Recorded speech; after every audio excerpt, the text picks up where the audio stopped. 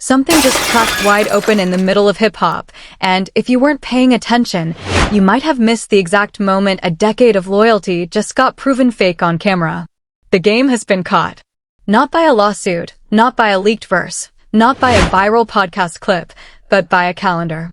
A single date. June 16, 2015. And that date is the reason Kendrick Lamar dropped a song called 616 in LA during the loudest rap war of our lifetime. What everyone in the world treated as a random title, what everyone in the industry brushed off as a poetic timestamp, what everyone in the media reported as a simple Drake diss, is now the smoking gun in the biggest West Coast betrayal of the modern era. And by the time we're done here, you're going to understand why Kendrick Lamar sat in silence for 10 years, why Kendrick Lamar refused to name names, and why Kendrick Lamar let the numbers do all the talking while everyone else was busy shouting into their microphones.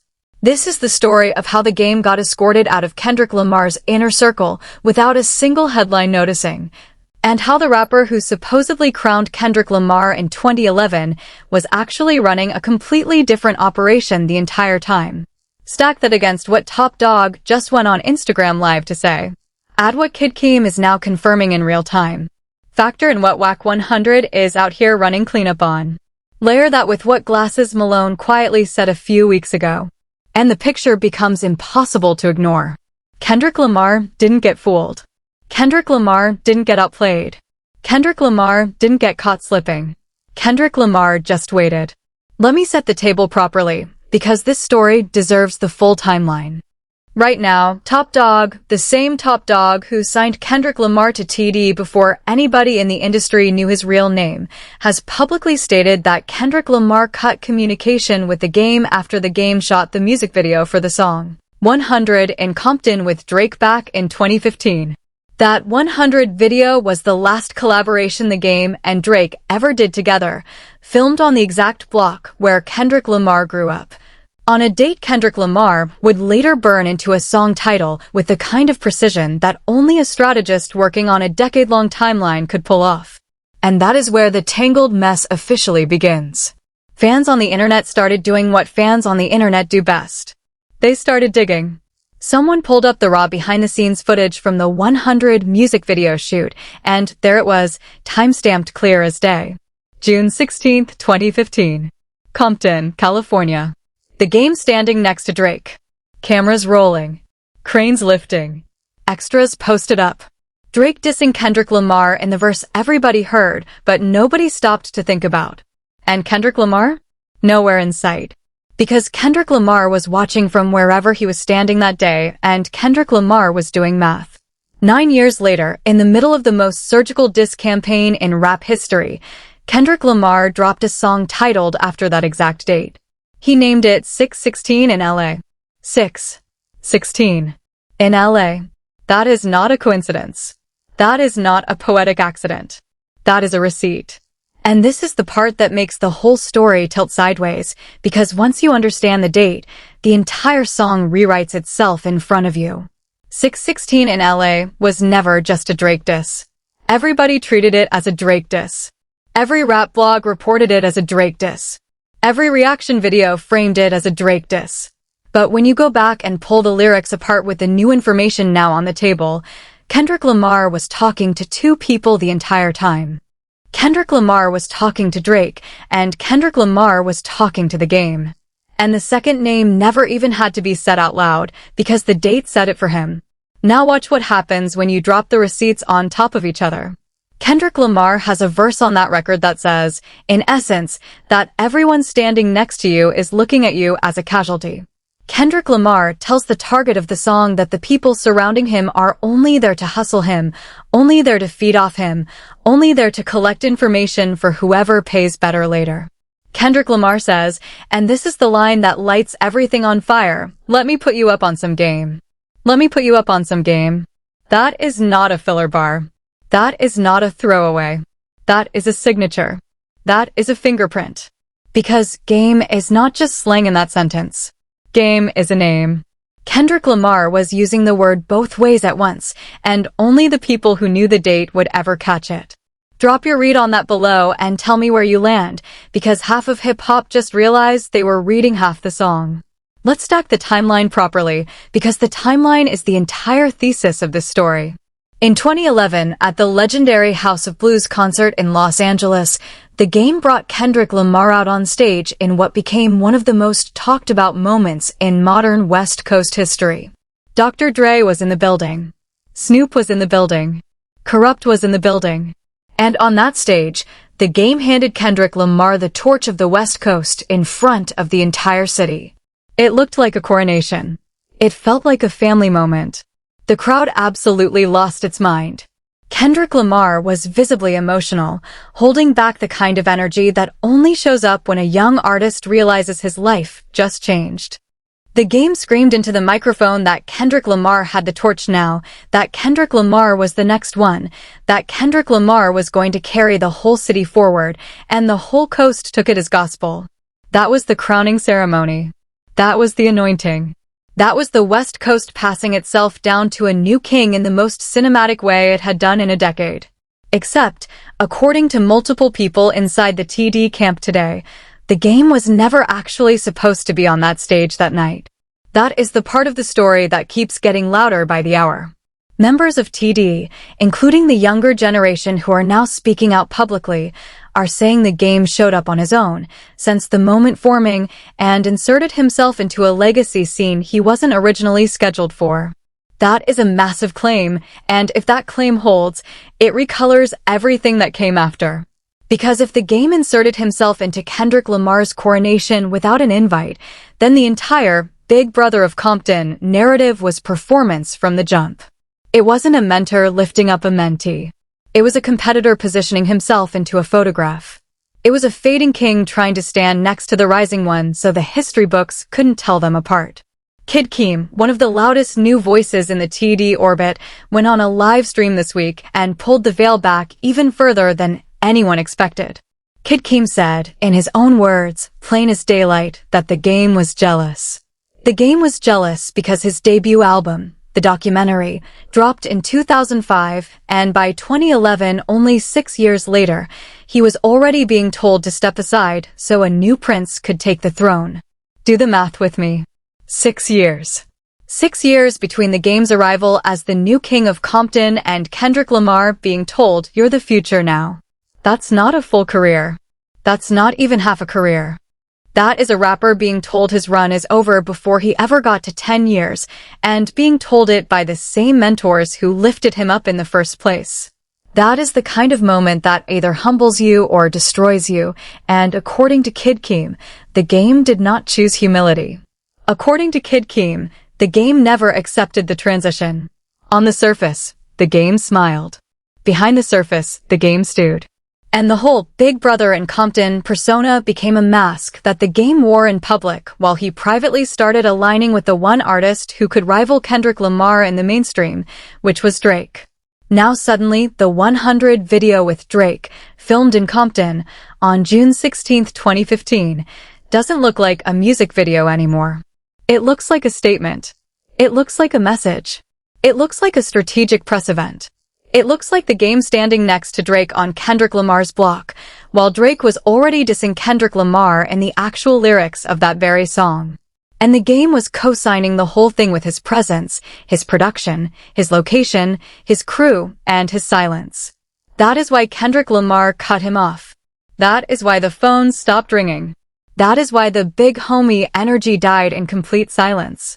That is why every subsequent event that should have featured both of them, every award show, every legacy moment, every West Coast tribute, quietly did not. And that is why, 9 years later, Kendrick Lamar released a song with a title that only makes sense if you know the date. That is why 616 in LA landed like a coded message wrapped inside a diss track wrapped inside a 9-year plan. Now here's where the story gets even more layered, because the number 616 shows up in one other important place in the Kendrick Lamar and Drake saga. There is a well-known account of a Drake and Kendrick Lamar early meeting where the two exchanged direct messages ahead of a Toronto show, Kendrick Lamar's first Toronto show ever. That interaction traced back to the middle of June in 2011. The dates line up in a way that most casual observers missed for years. Which means Kendrick Lamar has quietly been carrying a date-based ledger on the two people he considered closest and most treacherous. Drake in Toronto. The Game in Compton. Both linked to the same numerical fingerprint. Both named without ever having to be named out loud. That level of symbolic architecture is why people call Kendrick Lamar cold. Because Kendrick Lamar doesn't fire when you expect him to fire. Kendrick Lamar files. And then, years later, he cites. And this is where the villain of the story starts running the cleanup operation. Because when Top Dawg's Instagram Live went viral this week and the internet started connecting dots at a speed that made the news cycle spin sideways, the Game did not stay quiet. The Game started responding, but he didn't respond himself. Not directly. Not on his own voice. He responded through allies. He responded through Wack 100 doing podcast damage control. He responded through Instagram comments dropped under other people's posts. He responded through an ex-affiliate named Stat Quo, who suddenly went on his own platform to argue that Top Dawg's version of events never actually happened. The Game, through Stat Quo, is claiming that no such conversation about the 100 video ever took place between anyone at TD and The Game. The Game is essentially saying, through a proxy, that Top Dawg is lying to the entire industry on Instagram Live. That is a huge accusation. That is not something you throw around lightly. Because Top Dawg is not a random blogger with a phone and a ring light. Top Dawg is the founder of the record label that made Kendrick Lamar the most decorated rapper of his generation. Top Dawg does not sit on Instagram Live and speak on internal business unless he has decided that the moment demands it. Top Dawg is famously private. Top Dawg is famously calculated. Top Dawg is famously silent unless something needs to be publicly clarified. So when Top Dawg says a conversation happened, and Stat Quo says on the Game's behalf that no conversation happened, one of them is telling the truth and one of them is running interference. And the internet, based on the sheer volume of comments, threads, and reaction videos, has already picked a side. Here is the fracture in Stat Quo's defense, though, and this is the crack that turns the whole cleanup operation into a public embarrassment.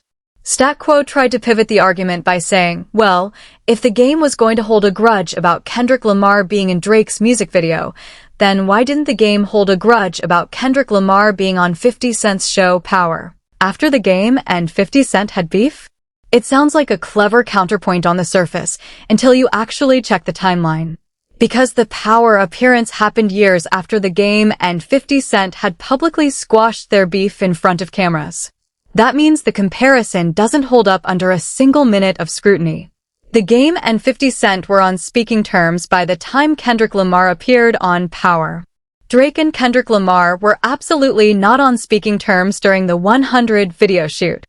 The two situations are not the same, they are not even close to being the same, and Stat Quo either knows that and hoped you wouldn't check, or doesn't know that, and is defending the wrong client with the wrong argument at the worst possible moment.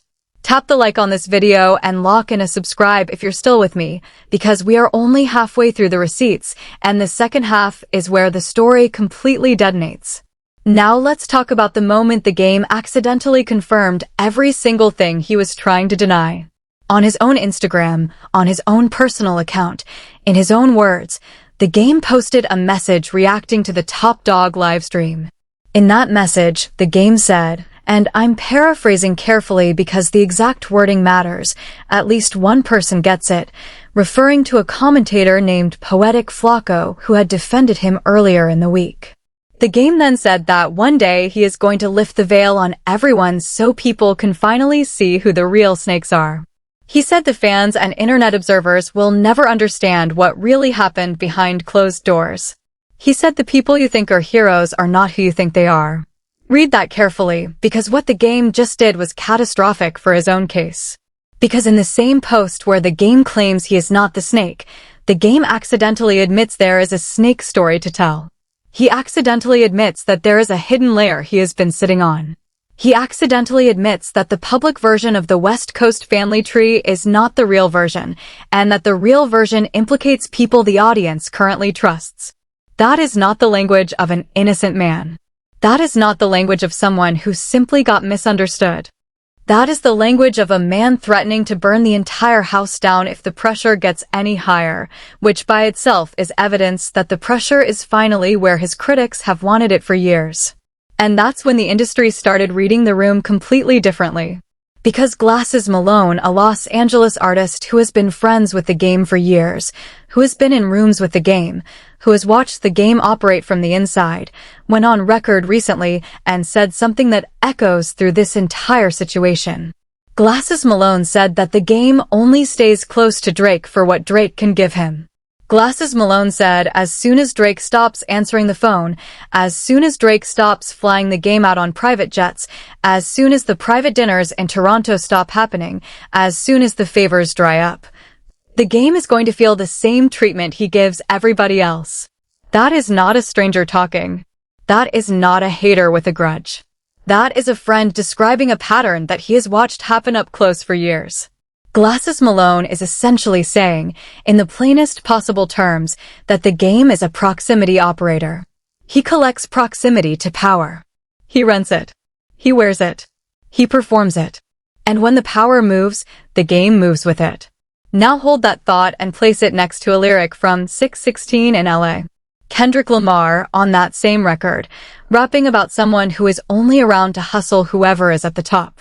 Kendrick Lamar, on the same song, referring to figures in the circle who look loyal on camera but are actually collecting information for whoever pays them later. Kendrick Lamar, on the same song, telling the listener to look around, because the people next to you might already be the reason your downfall is in motion. Every single one of those lines maps directly onto the Glasses Malone description of the game's operational style. Every single one. Line for line. Beat for beat. Word for word. It is almost like Kendrick Lamar wrote the verse by studying the exact behavior Glasses Malone would eventually describe on camera, or Glasses Malone described a pattern Kendrick Lamar already documented years earlier. Either way, the diagram matches the drawing, and the drawing is public now. And this is where the peak and reveal lands, because now go back and rewatch the 2011 House of Blues footage with the new information layered on top. Watch the moment the game reaches for the microphone to keep talking after the moment was already Kendrick Lamar's. Watch the way the game keeps positioning himself in the center of the shot when the spotlight is supposed to be on the new Prince. Watch Dr. Dre and the crowd quietly witnessing something the whole city assumed was pure. Watch the little brothers on stage, Jay, Rock, Kendrick Lamar, Absol, Schoolboy Q, feeling like they were being welcomed into the family, holding each other, celebrating a moment that felt like history. And now watch the game, whose entire body language reads differently once you understand he was told 6 years into his career that his throne was already being handed to someone else, and that the ceremony he was standing in front of was, from his internal point of view, his own funeral. That crowning ceremony was not clean. That crowning ceremony was a public performance masking a private wound. And 9 years later, the wound leaked all over Compton in the form of a Drake music video, a hidden dinner in Toronto, an air mile record between two rappers who were never supposed to be that close, a set of studio pop-ups nobody invited, and a song title with a single date on it that only Kendrick Lamar could have chosen. That is how a decade-long betrayal finally documents itself. Now let's pull in the corroborating witness one more time, because Kid Keem didn't just talk about the game being jealous, and this is where the deeper receipts start showing up. Kid Keem also went on record confirming that the game was showing up to Dr. Dre's studio uninvited during that same era. Kid Keem said the game was trying to pop up on Dre, trying to slide into sessions, trying to catch a placement that was no longer being offered to him. He described it not as a mentor visiting his mentor, but as a man chasing an access pass that had already been revoked. And according to Stat Quo, the same Stat Quo currently defending the game on podcasts, Dr. Dre was reportedly planning to shelve the game entirely at one point. Shelve him. As in remove him from the release schedule. As in bury the album. As in walk away from the artistic relationship. This is the same Dr. Dre who executive produced the game's debut, the same Dr. Dre who put his personal reputation behind the game's launch, the same Dr. Dre who told the world the game was next. And by the 2011 era, That same Dr. Dre was allegedly ready to walk away from the game as an artist and never look back. So imagine the psychology of that moment. You are the game. Your mentor is ready to shelve you. Your city is telling you to step aside so a new prince can rise. Your legacy album is already 6 years in the rearview mirror. Your peers are quietly moving without you. And instead of doing the graceful thing, instead of embracing the elder statesman role, instead of becoming the Compton uncle who blesses the new generation and takes the wins on his own terms, you smile in public and quietly begin building alliances with the one rapper who could sabotage the new prince from the outside. That is not a big brother. That is a competitor in a big brother's clothing. That is a saboteur playing the role of an elder. That is what Kendrick Lamar figured out, and that is exactly what Kendrick Lamar encoded into 616 in LA. And that is why the peak of this whole story is not a diss track. The peak is a date. The peak is a calendar entry. The peak is Kendrick Lamar looking at the metadata of a music video shoot from 2015, saving that date to memory, sitting on it for 9 straight years without saying a word, and then dropping it back on the world with the precision of a cold case detective walking into a courtroom with a folder that has been waiting almost a decade to open. Now, everybody on the internet is trying to figure out what happens next because the game is reportedly in the studio right now. When someone in the middle of a public controversy is described as being in the studio, what that usually means in hip-hop is that a response record is coming. That is how the culture has worked for 40 years. When the receipts land, the response drops. So the game may release a track. He may put it on his next mixtape, his next album, his next surprise release, his next feature run. The question is not whether he will respond. Of course he will respond. The game always responds. The question is whether the response will address any of the actual receipts on the table, or whether it will do what the game has been doing all week, deflecting through third parties, running the cleanup operation, and threatening to lift a veil he never actually lifts. Because here is the plain truth that the internet is finally catching up to. If the game genuinely had the receipts to burn Kendrick Lamar's public image to the ground, he would have used them already. He would have used them during the Drake war. He would have used them the day Not Like Us hit 1 billion streams. He would have used them the moment the Super Bowl performance ended. He would have used them the week the Grammys came around. He didn't use them then. He isn't using them now. All he keeps doing is hinting that a bigger story exists, while never actually telling it.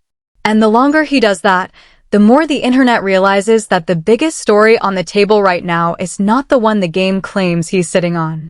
The biggest story on the table right now is the one Kendrick Lamar has already told, hidden inside the title of a song.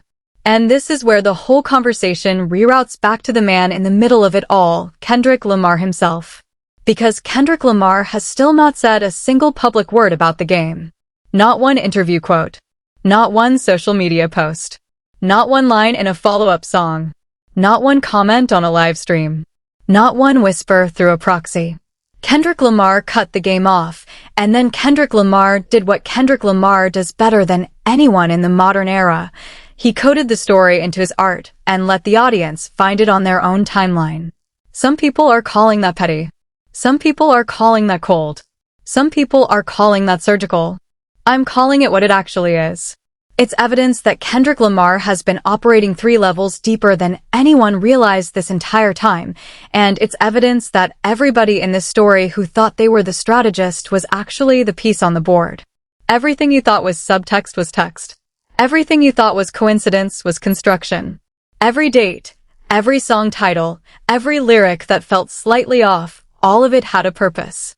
Every appearance Kendrick Lamar didn't make, every collaboration Kendrick Lamar quietly declined, every social media pattern Kendrick Lamar refused to follow, all of it was strategy in motion. Kendrick Lamar wasn't just dissing Drake. Kendrick Lamar was ending an entire faction. Drake was the front line. The game was the flank. And 616 in LA was the single shot that dropped both of them without ever having to name the second target out loud. Now hold on, because there is one more angle to unpack, and this one matters as much as anything we've covered so far. Because if 616 in LA was aimed at both Drake and the game, that means the Super Bowl performance also gets reread. That means the visuals, the choreography, the choice of songs on that stage, the theatrical framing of Uncle Sam, the little hand movements, the wardrobe choices, the dancer formations, the callbacks to specific eras of Kendrick Lamar's own catalog. Every one of those artistic decisions now has to be reevaluated with the possibility that Kendrick Lamar was also delivering silent shots at the game the whole time. Fans on the internet are already going frame by frame through the performance. They are pulling up gestures Kendrick Lamar made during the Super Bowl and asking whether certain moments were sly nods to Compton politics. They are cross-referencing lyrics with historical dates. They are timestamping every ad-lib. I can't confirm any of that yet. Nobody can. But the fact that we are even asking the question is the point. Because the moment you start asking whether Kendrick Lamar's Super Bowl was multi-layered, you have already conceded that the man is playing a game the rest of the industry hasn't caught up to. And once you concede that, you can't unconcede it. Meanwhile, in the current news cycle, the game is out here posting cryptic Instagram threats. Wack 100 is running interference on podcasts. Stat Quo is trying to rewrite the 100 video timeline in real time. Kid Keem is calmly dropping the actual receipts on livestream. Dawg is refusing to walk back a single word he said. Glasses Malone is describing the game's playbook in public without flinching. And Kendrick Lamar? Kendrick Lamar is silent. Completely silent. Not because he has nothing to say, but because Kendrick Lamar already spoke. He spoke on 6/16 in LA. He spoke through the title. He spoke through the date. And every day that passes, more of the audience finally hears what he said the first time. This is why Kendrick Lamar is different. This is why the industry keeps trying to shrink him into a rapper with good bars, when he is clearly operating as a strategist with a 9-year memory. This is why the Drake camp underestimated him. This is why the game slept on him. This is why the OVO camp keeps taking public losses. This is why every commentator who tried to dismiss Kendrick Lamar as a moody artist eventually walked back their takes. Because everybody in this story treated the war like it was fought in real time, and Kendrick Lamar was fighting it on a timeline none of them could see. He was 2 moves ahead when everyone else was still trying to figure out the current move. He was writing the archive when everyone else was still reading the headlines. So where does this actually end? It doesn't. Not yet. The game is going to respond, because the game has always responded. The game is going to hint again that he holds bigger information, but he will not release that information, because he doesn't actually hold it. He holds resentment. He holds proximity. He holds grievances from 2011 that he never processed. He holds a career-long insecurity about the timing of his own transition out of the spotlight. But he doesn't hold receipts on Kendrick Lamar, or the receipts would already be public. He would have dropped them in 2015. He would have dropped them in 2020. He would have dropped them the second, Not Like Us, hit the charts. He didn't. He hasn't. He won't. And every single day the game runs the cleanup operation instead of dropping the actual proof, more of the audience quietly walks away from him. Meanwhile, Kendrick Lamar's next move is the one nobody can prepare for, and that's the part that should scare every rapper who has ever done business with him. Because Kendrick Lamar's next move is not going to be a diss track. It's going to be another song title, another date, another single line buried in a verse that nobody catches for 6 months. And by the time we catch it, it will already be too late for whoever it was aimed at. That's the pattern now. That's the operating system. That's the thing the game underestimated back in 2011 when he stood on the House of Blues stage and thought he was handing away a torch. He wasn't handing away a torch. He was handing away his own future. He was handing away the ability to ever control the narrative of his own legacy. He was handing away the biography rights of a city he thought belonged to him. And that is the story of 6/16 in LA. That is the story of a betrayal that took a decade to document itself. That is the story of a mentor who is actually a competitor. That is the story of a big brother who is actually a proximity operator. That is the story of a Compton family portrait with one figure standing in it who is never really family. That is the story of the coldest rapper alive quietly filing evidence for 9 years, then dropping the case number on the intro of the biggest track of the biggest war of the biggest year of his career. And that is the story of how one date, one song title, one calmly delivered piece of coded language ended a 20-year public friendship without a single scream, a single shove, or a single visible confrontation. Now here's the question I want you to sit with for a minute, because it is the question that turns this from a news breakdown into a permanent thread you're going to be watching for years. If Kendrick Lamar was capable of encoding an entire second target inside a song that everybody in the world thought was aimed at one person, what else has Kendrick Lamar encoded in the rest of the catalog? How many other song titles have hidden dates buried inside them? How many other verses have hidden names encoded inside their metaphors? How many other tracks are actually diss records aimed at people we haven't even identified yet? How many other collaborators have been quietly filed on the ledger while the rest of the industry was busy shaking their hands on stage? Because if the Kendrick Lamar catalog is a ledger, and after the last week, it clearly is, then we are still only on page 1.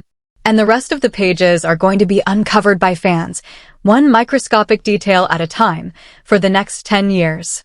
Drop your take in the comments and tell me whether you think Kendrick Lamar has more names on the ledger. Tell me whether you think the game responds with an actual track or just keeps hinting. Tell me who else you think is quietly on the list. Tell me if you think Snoop is on the list, or Dr. Dre is on the list, or if this whole faction runs deeper than we've even started to explore. Because based on the pattern we just walked through, this ledger is not closed. It's open. And it's getting deeper by the day. If this is your first time landing on this channel, tap the like, lock and a subscribe, and push this one to the timeline so more heads catch this breakdown while the story is still developing. This is what we do here, no filler, no fake outrage, no borrowed opinions, just the actual receipts stacked in the order they were meant to be read. And if you want to see where the next thread leads, keep it locked, because the next breakdown is going to trace exactly what the game does inside that studio session, whether the response track lands or crashes, and whether the rest of TD decides to speak up before Kendrick Lamar himself finally opens his mouth. You already know how these things tend to end. But this one? This one feels completely different from anything hip-hop has watched play out in the last 20 years. Because the game is not going up against Drake this time.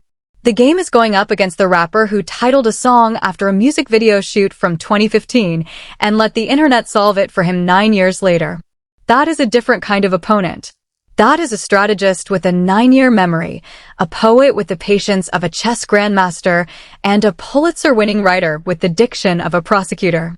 And when a man with a 9-year memory decides you're on the ledger, you don't get to argue your way off of it. You don't get to podcast your way off of it.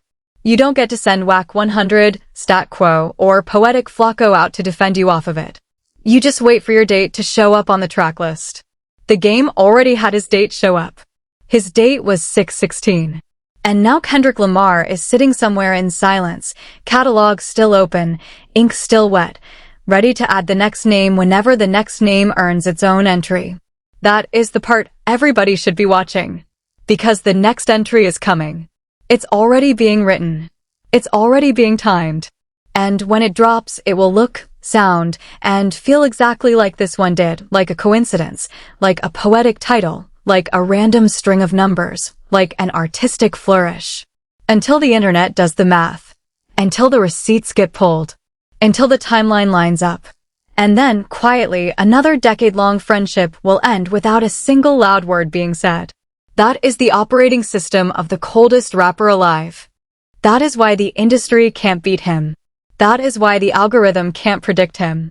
That is why the labels can't rush him. That is why every rapper who steps into his line of fire eventually walks away smaller than they walked in. Kendrick Lamar doesn't play the game the rest of the industry plays. Kendrick Lamar plays a game only Kendrick Lamar can see the board of. And in the middle of that board, right now, sits the single most important calendar entry of the last decade of West Coast hip-hop. 6/16. In LA. A date turned into a title turned into a weapon turned into a monument. And a monument that, unlike every other monument in this culture, was built by silence instead of noise. Let me know in the comments below what you think is going to happen next. Let me know whether you think the game is going to drop a response record. Let me know whether you think Kendrick Lamar will ever address any of this on camera, or whether he will let the music keep doing the work. Let me know whether you think Top Dawg is going to say more, or whether Kid Keem is going to keep dropping receipts on livestream. Let me know whether you think Drake gets pulled back into the middle of this the moment the game responds. Because every one of those threads is live right now, and every one of those threads has the potential to be the next major moment in this saga.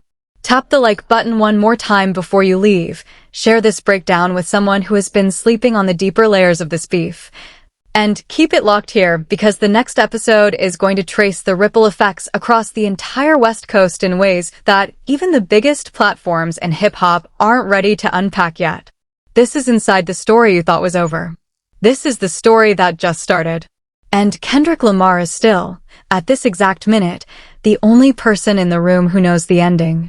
See you on the next one.